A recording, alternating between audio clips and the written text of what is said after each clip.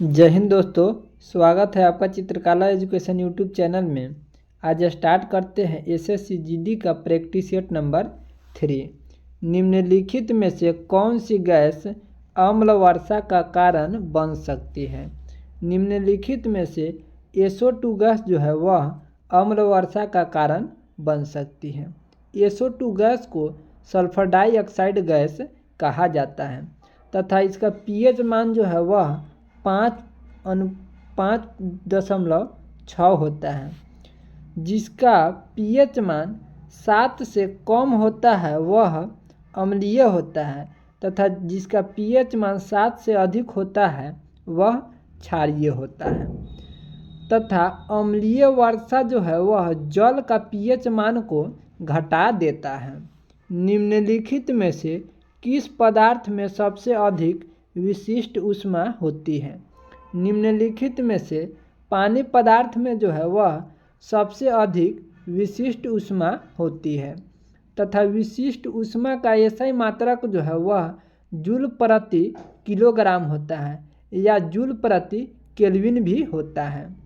जल की विशिष्ट ऊष्मा का मान जो है वह 1 कैलोरी प्रति ग्राम डिग्री सेल्सियस होती है। विश्व स्वास्थ्य संगठन की स्थापना कब हुई थी? विश्व स्वास्थ्य संगठन की स्थापना जो है वह 1948 ईस्वी में हुई थी। विश्व स्वास्थ्य संगठन की स्थापना 7 अप्रैल 1948 को हुई थी।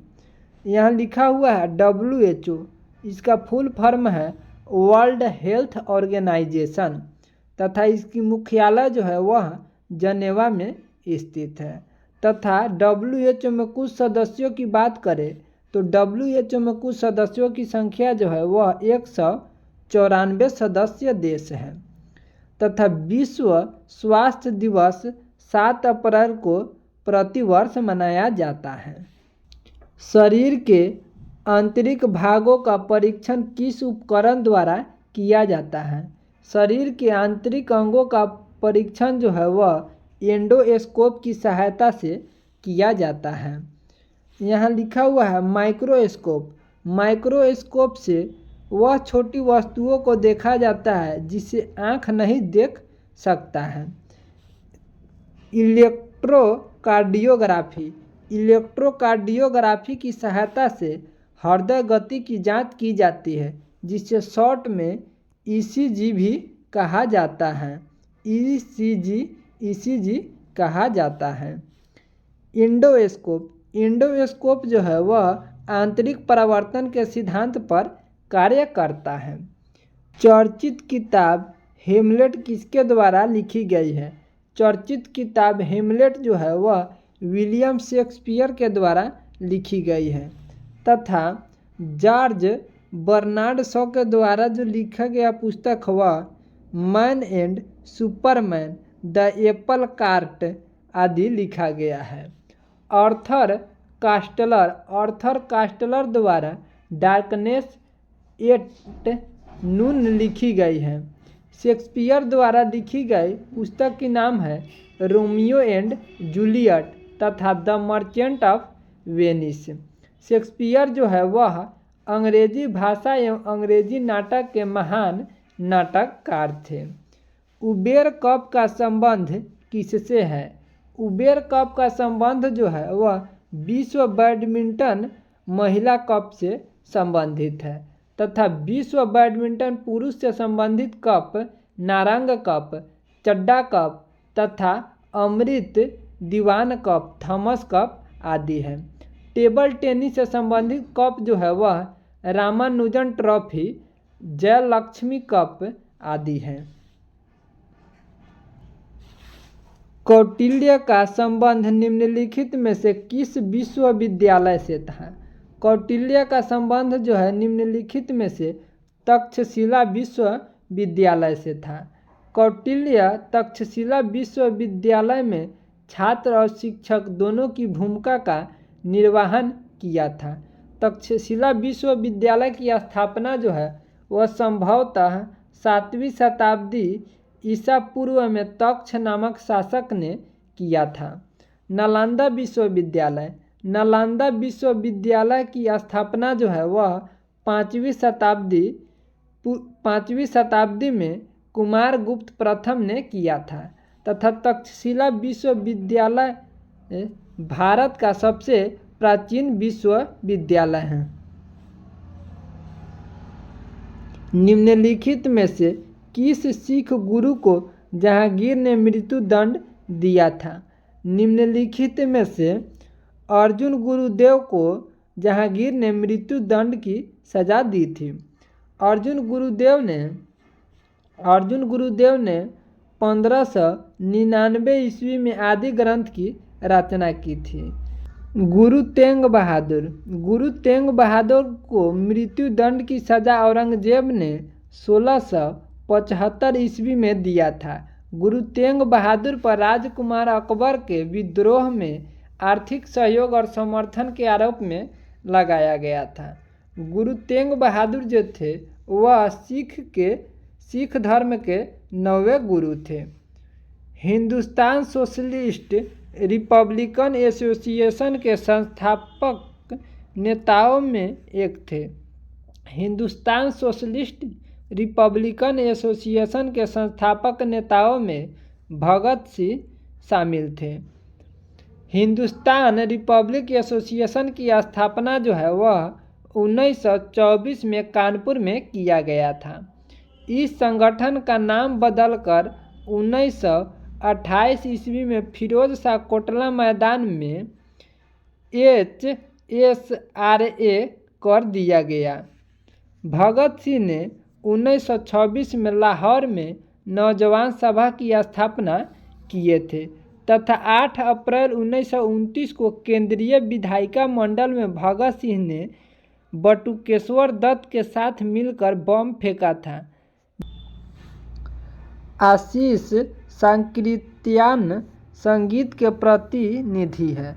आशीष सांकृत्यायन संगीत के प्रतिनिधि जो है वह ध्रुपद संगीत के प्रतिनिधि है। ग्वालियर के राजा मान सिंह तोमर के दरबार में ध्रुपद गायकों का साक्ष्य मिला है। उस्ताद रहीम फहीमुद्दीन डागर प्रसिद्ध ध्रुपद गायक थे।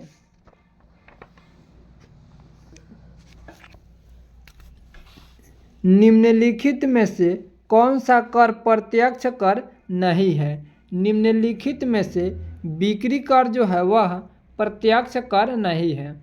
बिक्री कर अप्रत्यक्ष कर है। यह राज्य सरकार के आय का मुख्य स्रोत है। जीएसटी की बात करें तो 1 जुलाई 2017 से भारत में लागू किया गया। जीएसटी सर्वप्रथम 1954 ईस्वी में फ्रांस में लागू किया गया था। बारा इमामबाड़ा अद्भुत वास्तुकला वाली एक ऐतिहासिक इमारत निम्नलिखित में से किस शहर में स्थित है? बारा इमामबाड़ा अद्भुत वास्तुकला वाली एक ऐतिहासिक इमारत जो है वह लखनऊ शहर में स्थित है। लखनऊ उत्तर प्रदेश की राजधानी है। लखनऊ जो है वह गोमती नदी के किनारे बसा हुआ है।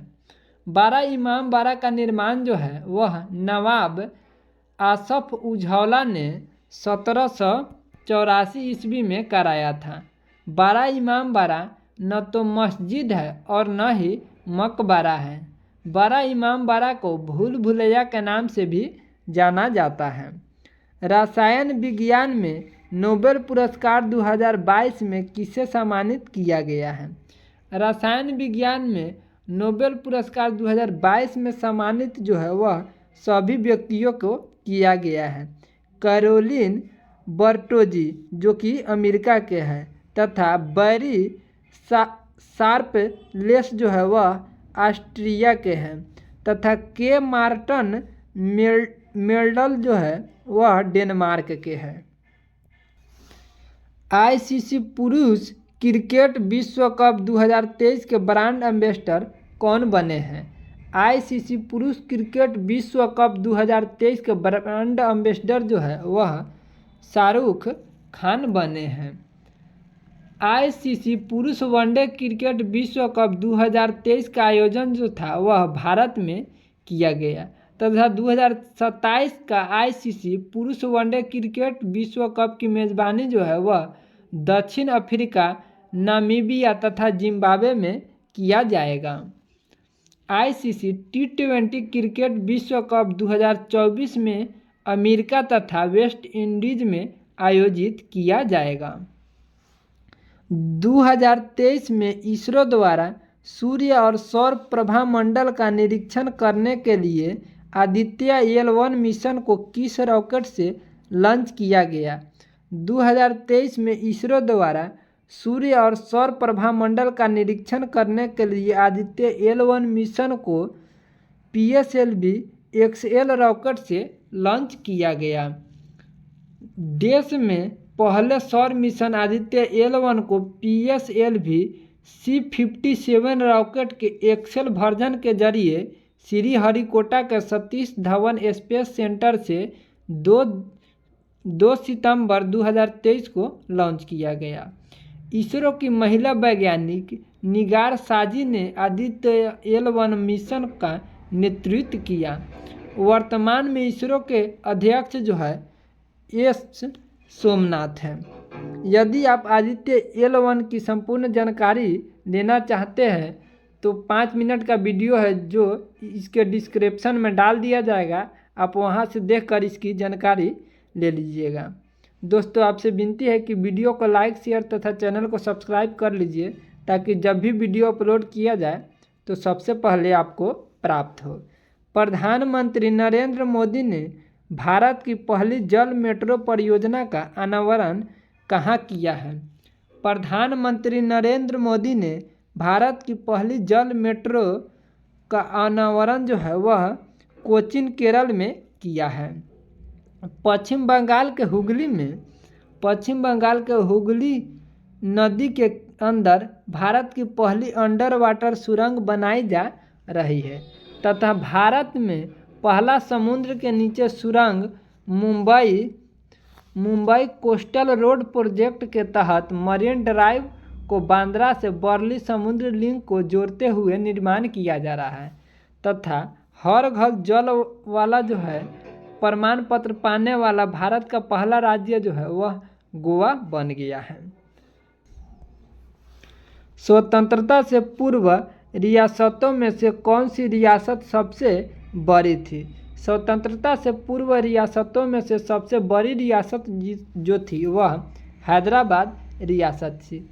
हैदराबाद रियासत की आबादी उस समय 1.5 करोड़ था तथा स्वतंत्रता का समय जो था वह 563 देशी रियासत था। सबसे छोटा रियासत जो था वह विलवाड़ी जिसकी आबादी मात्र 24 थी। हैदराबाद और जूनागढ़ में क्रमशः पुलिस कार्यवाही एवं जनमत संग्रह के दौरान भारत में मिलाया गया।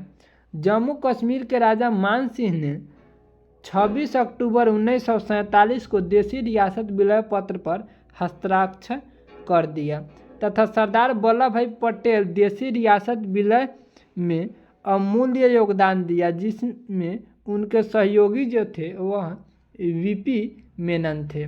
भारत का लौह पुरुष के नाम से सरदार वल्लभ भाई पटेल को जाना जाता है तथा भारत का बिस्मार्क के नाम से भी जाना जाता है। संविधान सभा के 1946 के अंतर्गत भारतीय संविधान का निर्माण हुआ था। संविधान सभा के कैबिनेट मिशन प्लान 1946 के अंतर्गत भारतीय संविधान का निर्माण हुआ था। कैबिनेट मिशन के अध्यक्ष सर पैंथिक लॉरेंस थे। 16 मई 1946 को कैबिनेट मिशन ने प्रस्ताव प्रकाशित किया। उत्तर कोरिया तथा दक्षिण कोरिया के बीच सीमा रेखा को क्या कहते हैं? उत्तर कोरिया तथा दक्षिण कोरिया के बीच सीमा रेखा को 38वीं समानांतर रेखा कहते हैं तथा रेड क्लिफ रेखा जो है वह भारत और पाकिस्तान के बीच स्थित है तथा 49वीं समानांतर रेखा जो है वह यूएसए और कनाडा के बीच स्थित है। 17वीं समानांतर रेखा जो है वह उत्तरी वियतनाम और दक्षिणी वियतनाम के बीच स्थित है। मैकमोहन रेखा भारत और चीन के बीच स्थित है। हिंडनबर्ग रेखा जर्मनी और पोलैंड के बीच स्थित है। सेशल्स द्वीप कहाँ स्थित है? सेशल्स द्वीप जो है वह हिंद महासागर में स्थित है। सेशल्स देश की राजधानी जो है वह विक्टोरिया है। प्रशांत महासागर दुनिया का सबसे बड़ा महासागर है तथा विश्व का सबसे छोटा महासागर की बात करें तो वह आर्कटिक महासागर है तथा विश्व की सबसे बड़ी झील की बात करें तो वह कैस्पियन सागर झील है जो खारे पानी की सबसे बड़ी झील है तथा सबसे नमकीन झील की बात करें विश्व की तो वह वान झील है। अगर भारत की सबसे नमकीन झील की बात करें तो वह सांभर झील है। दिए गए वाक्य के किस भाग में त्रुटि है? मुझे इस आदमी का पता मालूम नहीं है। इसमें जो त्रुटि है वह वर्तनी संबंधी त्रुटि है क्योंकि मालूम जो है वह मालूम इस प्रकार लिखाएगा। तो यहाँ जो है इसमें ऑप्शन नंबर बी में त्रुटि है। इसका राइट आंसर जो है वह ऑप्शन नंबर बी हो जाएगा। दिए गए वाक्य में रेखांकित खंड को प्रतिस्थापित करने के लिए सबसे उपयुक्त विकल्प का चयन करें। कल मैं दिल्ली से वापस जयपुर गई थी, यहाँ से आगरा गई थी। इसमें जो है इसमें वाक्य संबंधी त्रुटि है क्योंकि यहाँ से आगरा नहीं वहाँ से आगरा गई थी। इसका राइट आंसर जो है वह ऑप्शन नंबर सी हो जाएगा। बगीचे का सुंदरता अनूठा है, सही वाक्य का चयन करें। बगीचे की सुंदरता जो है वह अनूठी है। इसका राइट आंसर जो है वह ऑप्शन नंबर बी हो जाएगा। टॉस से मस नहीं होना मुहावरे का अर्थ है। टॉस से मस नहीं होना मुहावरे का अर्थ जो है वह जगह नहीं बदलना होता है। इसका right answer option number C हो जाएगा। भूजी भांग न होना मुहावरे का अर्थ है। भूजी भांग न होना मुहावरे का अर्थ जो है वह ऑप्शन नंबर बी हो जाएगा, दरिद्र होना। नीचे दिए गए शब्दों के सही विलोम शब्दों को छांटिए। इसका राइट आंसर जो है वह ऑप्शन नंबर डी हो जाएगा क्योंकि मधु का विलोम जो है वह कट्टू हो जाएगा। दिए गए शब्दों के सही विलोम शब्दों को छांटिए। इसका जो राइट आंसर होगा वह ऑप्शन नंबर ए हो जाएगा, उत्कर्ष का अपकर्ष होता है। शुद्ध वर्तनी का चयन करें। इसका राइट आंसर जो है वह ऑप्शन नंबर सी आशीर्वाद जो है हो जाएगा। शुद्ध वर्तनी का चयन करें। इसमें जो राइट आंसर होगा वह ऑप्शन नंबर बी हो जाएगा, प्रेरित। ताजमहल डॉट डॉट का अद्भुत नमूना है। दिए गए विकल्पों में से सही का चयन करके रिक्त स्थानों की पूर्ति करने के लिए बोला जा रहा है। ताजमहल जो है वह स्थापत्य कला का अद्भुत नमूना है क्योंकि भवन बनाने की कला को ही स्थापत्य कला कहा जाता है। दिए गए वाक्य का वह भाग याद करें जिसमें कोई त्रुटि है। यदि कोई त्रुटि नहीं है तो कोई त्रुटि नहीं चुनने के लिए बोल रहा है। अगर कोई त्रुटि है तो उस ऑप्शन को चुनना है। वैसे ही उच्चारण हमें हिंदी में भी करनी चाहिए। वैसे उच्चारण हमें हिंदी में भी करनी चाहिए नहीं होगा। वैसे उच्चारण हमें हिंदी में करनी चाहिए भी जो है नहीं होगा। तो इसका राइट आंसर जो है वो ऑप्शन नंबर बी हो जाएगा। दिए गए वाक्य का वह भाग याद करें जिसमें कोई त्रुटि है। शीर्षक का चयन करते समय अनुच्छेदों का निहित भागों और विचारों की परख कर लेनी चाहिए। इसका राइट आंसर जो है वो ऑप्शन नंबर डी हो जाएगा। अनुच्छेदों बहुवचन है इसलिए का को के में बदल देंगे। रिक्त स्थान को भरने के लिए उपर्युक्त शब्द का चयन कर। वह सदैव डॉट डॉट बड़ों को आदर करता है। वह सदैव यानी कि वह हमेशा अपने से बड़े को आदर करता है। इसका right answer option number C हो जाएगा। कौन सा शब्द विष्णु का पर्यायवाची नहीं है? मुक्त पुरुष जो है वह विष्णु का पर्यायवाची नहीं है तथा केशव, चक्रपाणि और दामोदर जो है वह विष्णु का पर्यायवाची है। विष्णु का पर्यायवाची शब्द नारायण, गोविंद, माधव, जनार्दन, लक्ष्मीपति, मुकुंद, कमलापति आदि होगा। जो स्त्री सूर्य भी न देख सके के लिए एक शब्द क्या होगा? जो स्त्री सूर्य न देख सके उसके लिए एक शब्द जो है वह असूर्यमपस्य होगा। अज्ञ का अर्थ क्या है? अज्ञ का अर्थ क्या है? इसका राइट आंसर जो है वो ऑप्शन नंबर ए हो जाएगा। जो कुछ भी नहीं जानता हो उसे अज्ञ कहा जाता है और सर्वज्ञ उसे कहा जाता है जो सब कुछ जानता हो। महाराजा छत्रसाला का युद्ध अद्भुत था। इसमें जो है ऑप्शन नंबर सी हो जाएगा क्योंकि महाराजा छत्रसाला का युद्ध कौशल अद्भुत था। जो व्यक्ति गरीब है समाज उसे किस भावना से देखता है? जो व्यक्ति गरीब है उसे समाज नीचता के भावना से देखता है। सरकारी कर्मचारियों को चाहिए कि वे उचित को आवेदन करें। सरकारी कर्मचारियों को चाहिए कि वे उचित अधिकारी को ही आवेदन करें। निंदकों द्वारा ... से लाभ ही होता है। निंदकों द्वारा दोषारोपण से लाभ होता है। दोस्तों आपसे विनती है कि वीडियो को लाइक, शेयर तथा चैनल को सब्सक्राइब कर लीजिए। इस चैनल के माध्यम से डेली एसएससी जीडी का प्रैक्टिस सेट कराया जा रहा है ताकि जब भी वीडियो अपलोड किया जाए तो सबसे पहले आपको नोटिफिकेशन प्राप्त हो। जय हिंद, जय भारत।